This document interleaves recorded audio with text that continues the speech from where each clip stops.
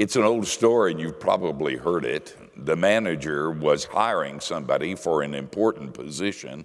He had weeded it down to three. There was a teacher, and there was a mathematician, and there was an accountant. They had gone through the interview process, and the manager decided to throw a ringer. And so he said, I have one more question.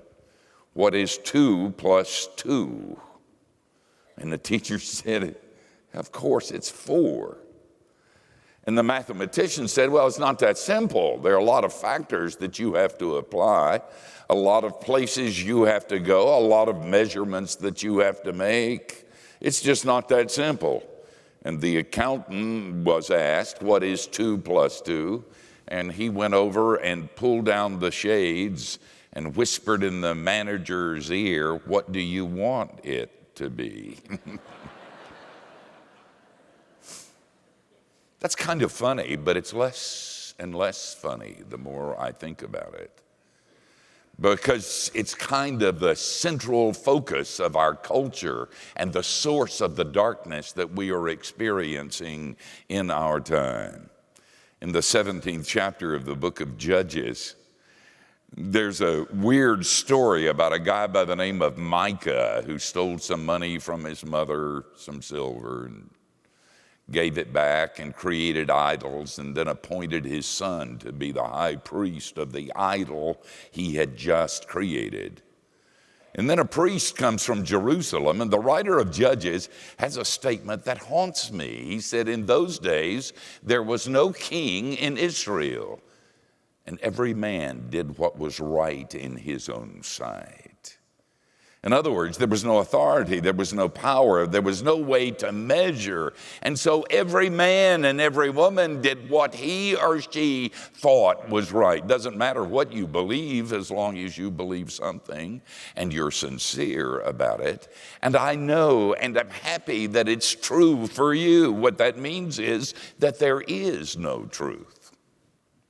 I was interviewed last week on a talk show and was asked a question I'm often asked. You travel a lot and you're in a lot of different places. What do you consider the biggest crisis or problem facing the church and facing our culture? I started to do my shtick. I started to say, well, bad theology, selling our soul, money, materialism, blah, blah, blah. But I thought about it. And I said something that was true. And I think it was from him because I've thought about it since then. The greatest crisis in our culture is that agenda is more important than truth. We do that too. If you're a Calvinist, you got a battle to fight with those Cretans who are not Calvinists. If you're a dispensationalist or you're a Pentecostal, you kind of look down your nose at those who simply don't get it. It's a political crisis. It's a sociological crisis. It's a philosophical crisis. There is no king in Israel. Everybody does what is right in their own sight. You know that I like House. And I particularly like him because he says everybody lies. And I've decided that he's pretty right about that, but that's not what I'm talking about. I'm talking about something that goes before that. The place where truth is whatever you decide it will be, and where the agenda is more important than the truth, because the truth doesn't matter. Let me read some verses to you from the Gospel according to John. It's in the 8th verse. And Jesus is speaking. I'm going to start at the 31st verse of the 8th chapter. What did I say? 8th verse? Listen, I'm old. I've had a heart attack, okay? And I don't have Alzheimer's because you don't if you can spell it, and I can. 31st verse, okay? 8th chapter, all right? You are so judgmental. John writes as follows. So Jesus said to the Jews who had believed in him, if you abide in my word, you're truly my disciples, and you will know the truth, and the truth will set you free. And they answered him, we are offspring of Abraham and have never been enslaved to anyone. How can you say you will become free? And Jesus answered them, truly, truly, I say to you, everyone who commits sin is a slave to sin. The slave doesn't remain in the house forever. The son remains forever. So if the Son sets you free, you will be free indeed. I know that you are offspring of Abraham, yet you seek to kill me because my word finds no place in you. I speak of what I have seen with my father, and you do what you have heard from our father. They answered him, Abraham is our father. And Jesus said to them, if you were Abraham's children, you would be doing what Abraham did. And now you seek to kill me, a man who has told you the truth that I heard from God. This is not what Abraham did. You are doing what your father did. They said to him, we were not born of sexual immorality. We have one Father, even God. And Jesus said to them, if God were your father, you would love me. For I come from God, and I am here. I came not of my own accord, but he sent me. Why do you not understand what I say? It is because you cannot bear to hear my word. You are of your father, the devil, and your will is to do your father's desires. He was a murderer from the beginning and has nothing to do with the truth, because there is no truth in him. When he lies, he speaks out of his own character, for he is a liar and he is the father of lies. But because I tell you the truth, you do not believe me. Which one of you convicts me of sin? If I tell the truth, why do you not believe me? Whoever is of God hears the words of God. The reason why you do not hear them is that you are not of God. Now, in just a moment, I want to talk about truth, but I want to go down one side road because every time I read this text, I wince. You know why? Because this is the text that's used and has been used for over 2,000 years as an excuse to hate Israel and to hate Jews. And you have to understand the religious milieu into which Jesus is speaking. He's in Israel, he's in Jerusalem, and he's talking to Jews. If he were here this morning in a new incarnation in his flesh, he would talk to Presbyterians and he would say exactly the same thing. It's really important that you understand that. Please note in the verse where the Jews say, Abraham is our father. Now we would say Calvin is our father, or Luther is our father, or John Piper is our father. And every time we do that, we put someone on an altar that is reserved, listen to me, that is reserved only for God. When I became a part of our denomination, I was examined on the floor of Presbytery. In those days, I was taking private communion fairly often. I don't know why I started it. I'd read it in a book, and I thought, that is really cool, and I'm an early riser, generally around 4 in the morning, and I thought, I'm going to take communion and use the liturgy from the Church of Scotland when I do that. So I got some grape juice and some wafers, and I did it. But you can't keep grape juice in the cabinet in your study without stuff growing on the top of it. So I decided to get a bottle of wine, and I did that, and I used wine and bread for my private communion in the morning. I was always kind of worried that I would die and the elders would find that bottle of wine in the cabinet and say, oh, that explains it. Now we understand we got a pastor who was a wino. And I didn't tell people. It's just kind of a cool thing to do, and I still do it on occasion. And somebody in Presbytery found out. I don't even know where they heard it. But one guy stood up during the examination. You got to know that if you're Reformed, private communion is a no-no. Jesus shows, but he doesn't show in the elements. He shows in the people. I have a friend who says that we spend too much time defining the Eucharist and not enough time experiencing it. And I think that's true. But in Reformed circles, you shouldn't be taking private communion because it's not a private thing, okay? And so this uptight, angry guy said, Mr. Brown, I understand that you take private communion. And I said, yeah. And I believe in submission to the brethren, so if you tell me not to, I won't. But I got it from Spurgeon. And I can close my eyes and see the guy. He had his finger up. And he said, Spurgeon? And I said, yeah, Spurgeon did that every morning. And he said, oh. And he sat down. I thought, cool. I followed the rubric, the lesson of that particular examination. You know why? Because I say controversial things and I write controversial books. I have a book coming out next year from Simon Schuster Howard called 3 Free Sins, God's Door to the Sacred. And it is going to tick people off, but it'll be okay. You know why? Because I'm going to quote John Calvin. And I'm going to quote Charles Spurgeon. And I'm going to quote Martin Lloyd-Jones, because all three of those guys said a whole lot of stuff. And if you're willing to do the research, you can make them say anything you want them to say. And I'm going to put that in the book. Isn't that sad?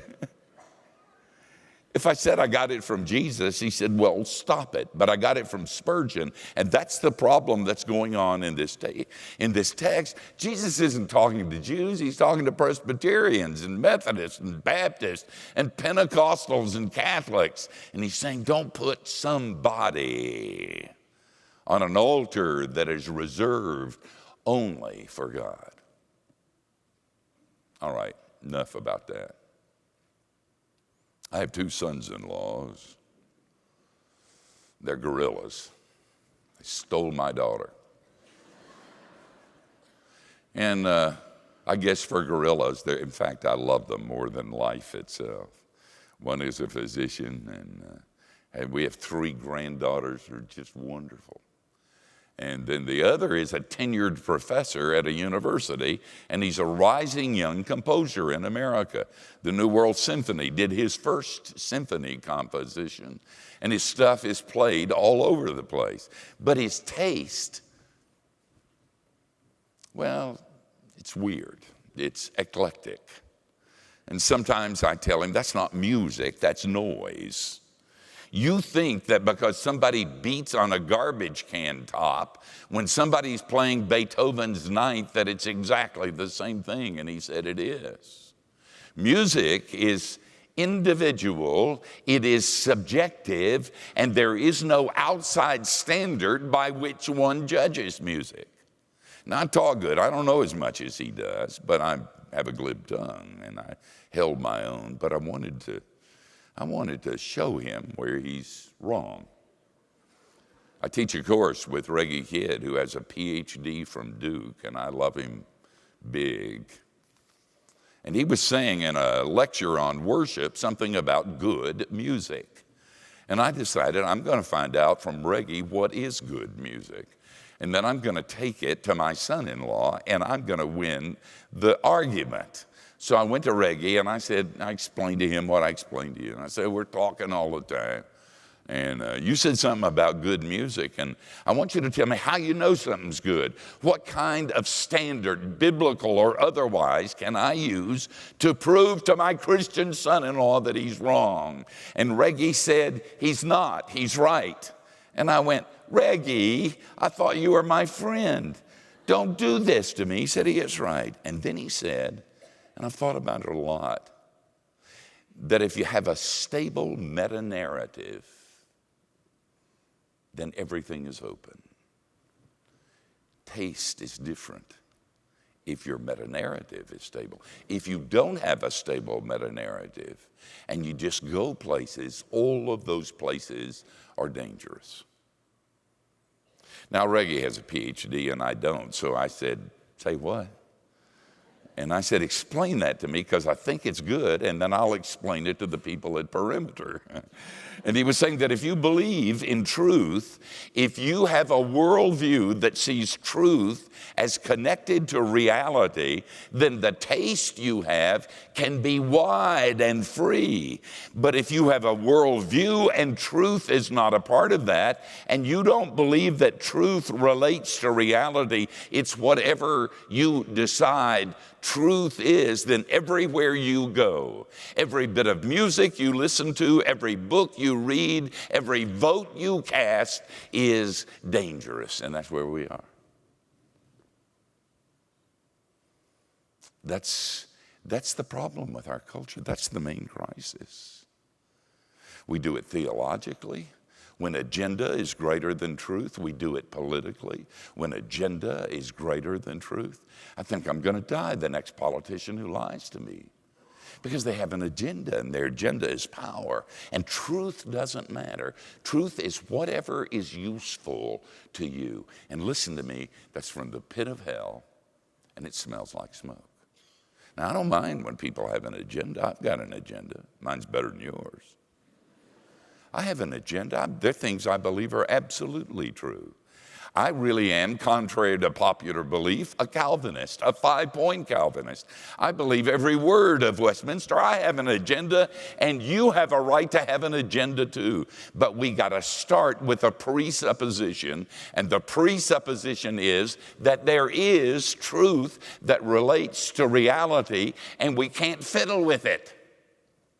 And the problem is we've been fiddling with it in our culture, and it's very, very dangerous. And listen to me, it is the explanation for the dark.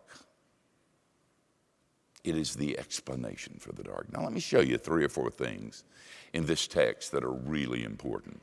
The first thing you ought to note is that in terms of propositions and truth, there is a reality which is truth. Look, if you will, at the first part of the 32nd verse. And you will know, cerebrally, you will know the truth, and the truth will make you free. I teach a course for Doctor of Ministry students, and it's called Communicating to Postmoderns.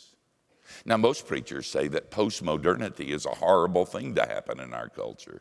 It has to do with purple hair and weird music and cool. But it's a lot more than that. God has given us a gift in the church, and the gift is that we have a level playing field. There was a time only 25 years ago when if you were going to say anything about anything, you had to prove that you knew more than other people so that people would listen to you. You don't have to do that anymore. There is a level playing field. Weber says that we have reverted to the first century when the church had no power, and we don't. When the church had no reputation, and we've lost ours. Everybody's screwing around. Everybody's doing bad stuff, and we're on the bottom of the totem pole. And we don't have the money we used to have, and we don't have the political power we used to have. And Weber says that postmodernity puts us in the first century, and we have to do it Jesus' way. If you go to downtown Atlanta, into the weird areas, and you take your tie off and you're authentic and you tell the truth, they will listen to your story. And they'll listen to your story as quickly as they'll listen to the story of a philosophical atheist, because the level playing field. And so you gotta speak your truth and take advantage of what's happening. There really is truth. There really is truth. Alan Bloom, I think he's dead, but I'm not sure. He was a professor. A number of years ago, he wrote a book which was at the beginning of this cultural shift. And the name of the book was The Closing of the American Mind. Now, Bloom was not a Christian, But he saw something really bad happening. And because he didn't believe the scriptures, he didn't have the answer that I'm giving you for why it's happening. Agenda is important. Truth doesn't even exist. But he was blown away as he taught classics. And he would challenge his students. And he said in that book that he says to students, if you were a part of the governance of England, of the British governance in India, and a man died and they were going to burn his widow at the funeral, would you make a law to prevent it? Would you try to stop it, or would you affirm it? And he said the students just look at him and they don't say anything. Or they say the British shouldn't have been there in the first place. You see, one of the things we know, because Jesus has told us, is that there is cognitive truth.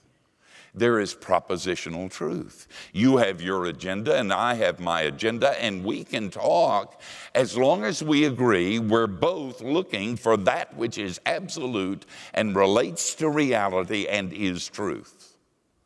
And so Jesus says that there is truth and there is the reality of truth. And then secondly, I want you to see in this text, I want you to see the benefit of truth. Look, if you will, at the second part of that 32nd verse, and you will know, cerebral, the truth, and the truth will make you free. In academic institutions all over America, there's a statement sometimes at the entrance to it's one at Harvard, and it says, and the truth shall make you free. Now that drives Christians nuts. We want to say, use the whole quote, okay? And say who said it, okay? Don't hide the reality of where you got profound words. And the truth shall make you free. Give the whole quote and attribute it to Jesus. You shall know the truth, you'll be my disciples, and you will know the truth, and the truth shall make you free. Jesus. But we shouldn't be upset. I mean, just that quote is enough, because truth's important. And the darkness of our culture comes from not believing there is the possibility of knowing the truth, because there is no truth, because there is no king in Israel, and every man does what is right in his own eyes. The benefit of truth is freedom. Jesus references it as being a slave to sin. Boy, I've been there and I'm not anymore. That's because I'm so pure. No. It's because I'm so obedient and because I'm ordained and you're not. No. It has to do with the understanding that I've been freed because I've been forgiven. And not only that, in my forgiveness, God is giving me his righteousness. And out of that, I love people I couldn't love before. And I care more than I did before. And I'm more obedient than I was. And I am no longer a slave, no matter what I do, I'm free. I don't have to feel guilty anymore. I don't have to win the arguments anymore. I am absolutely free because I heard the bad news truth before I heard the good news truth. My pastor, Pete Alwinson, teaches a seminar for our ministry he's our vice president of men's ministries. We don't pay him anything, but we give him a good title. He was chosen last year as the pastor of the year by the National Association of Men's Ministries. And our men just love him. Women like him okay, but men, they just think he's something else. Our elders gave him a 45 for his 45th birthday. Have you ever given Randy a gun? No. But anyway, he teaches all over this country. In Randy's saying, and we're not, okay? In this Dangerous Freedom seminar, he teaches all over the country. One man said to him, the problem, he was a teacher, said, the problem with my kids and my friends is they don't feel guilty. They don't believe that sin is real. In other words, they have dead ears, what Randy was talking about. That makes me want to cry. and I look out. Let me tell you something. When you don't believe there's truth, when you go to a psychiatrist that says the reason you feel guilty is because you were potty trained wrong, when people no longer believe that there is truth, then all of a sudden you can never be free. You can never be forgiven because you can't hear the bad truth and you can't hear the good truth. The major crisis in our culture is a crisis of truth, and people are dying. The darkness is sweeping our nation. Let me show you the third point. I want you to see not only the reality of truth and the benefit of the truth, look, if you will, at the antithesis of truth. It's verse 44. You are of your father, the devil, and your will is to do your father's desires. He was a murderer from the beginning and has nothing to do with truth because there is no truth in him. When he lies, he speaks out of his own character, for he is a liar and the father of lies. Now I've taught you before that Jesus said, I am the truth, and wherever there's truth, there's Jesus. Whether it's mathematical or historical or philosophical or political truth, wherever truth is spoken. If you're a parent and you teach truth to your children, Jesus is there, even if it's the multiplication tables, because Jesus is truth. But I want you to know that there's a dark side to this. The devil is untruth. Do I believe in the devil? Yeah. He doesn't have a tail. Doesn't dress in a weird red suit. He doesn't have horns, but I've seen him standing outside a strip joint or an X-rated movie. I've seen him in the books that I see people reading and in the halls of Washington when lies are told, when parents don't tell their kids the truth, when preachers don't tell the truth, when we don't speak truth to power, when we don't say what is truth objectively, when we don't do that, Satan says, right on, brother. Right on. Because every time there's a lie, there's darkness. Every time there's a lie, and I don't care what we're talking about we're talking about truth generically. I'm not talking about religious or theological, truth. Wherever a lie is told, whether it comes from Washington or a professor in a classroom or from your friend or from your lips, every time you refuse to speak truth about who you are, about your own sin, about love, about healing, about freedom. Whenever you refuse to speak the truth, darkness descends, and death and chaos and bondage. And that's why it's a major crisis in our time.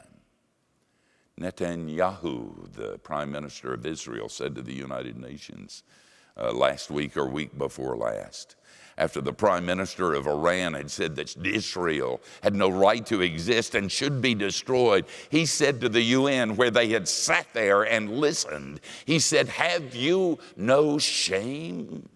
There's no shame. George Gilder, who's one of my heroes, who wrote a book, Wealth and Poverty, which changed my views about wealth and poverty. I don't know if he's a Christian, but it's a great book. But he's written a new book called The Israel Test. And he said, you want to know whether people believe in lies or an agenda, or whether they believe in truth, ask them what they feel about Israel. I get that. I really do. Because every time we want to destroy a nation because they are evil, there's a darkness and a bondage. And that's what's wrong with America. That's what's wrong with me. And that's what's wrong with you. All right, what do you do about it? That's the last point. And everything up to this point has been bad news. Now we're going to look at some good news. Please note the personification of truth. It's the 42nd verse, and Jesus said, if God were your father, you would love me, for I come from God, and I am here. And then if you move over to the 14th chapter of John in the 6th verse, that's the place where Jesus says, I am the truth. How do we fix this? I mean, we're the people of God. We know truth. We've heard the bad news truth, and we've heard the good news truth. And we want people to get it, but they don't, because they don't get truth. There's no king in Israel, and every man does what is right in his own sight. So what do? Let's form a political party and get some power. Those of you who are capable of making a lot of money, make it and give it to the church, and let's buy guns. Let's manipulate. Let's try to get people to, what we ought to do is train up professors and intellectuals in the body of Christ. And we have a lot of them. Teach them how to argue so they can win all the arguments and show these cretins that they're really, no. Now listen, because this is really important. It's not that what I said before wasn't important, but this is really important. Jesus said, I am the truth. In that course in postmodernity that I teach, I say before, Christians have led with the propositions, with the truth, and they followed with story to illustrate the propositions. But today, we have to reverse it.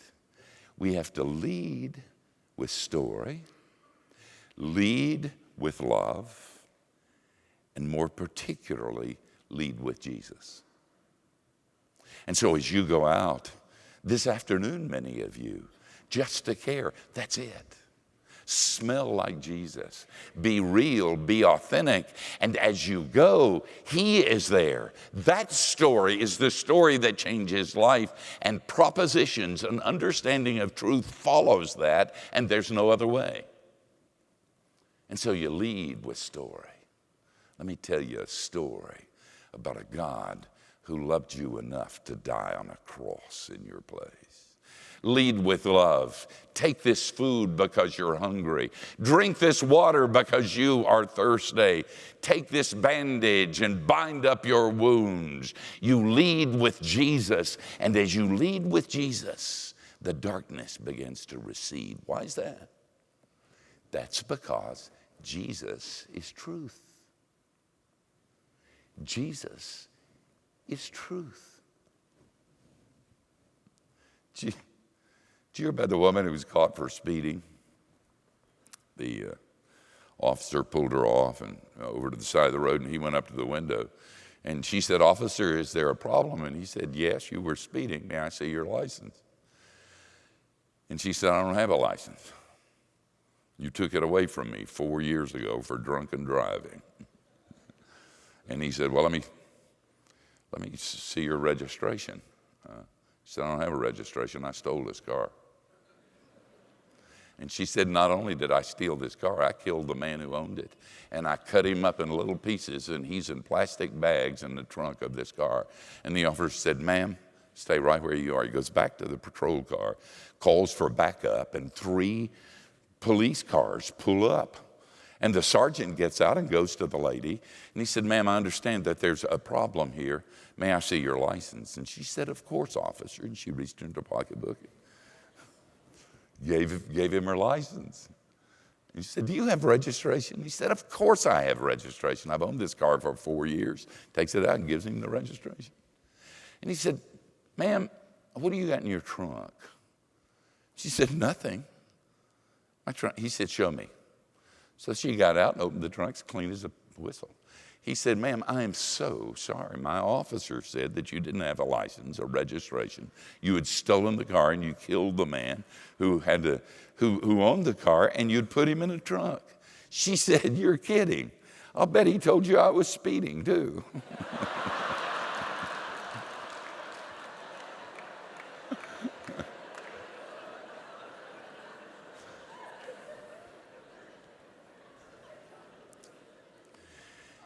If you listen to what I taught you this morning, some of it was propositional, real truth that stands against that which is not true. That's why we have the Bible.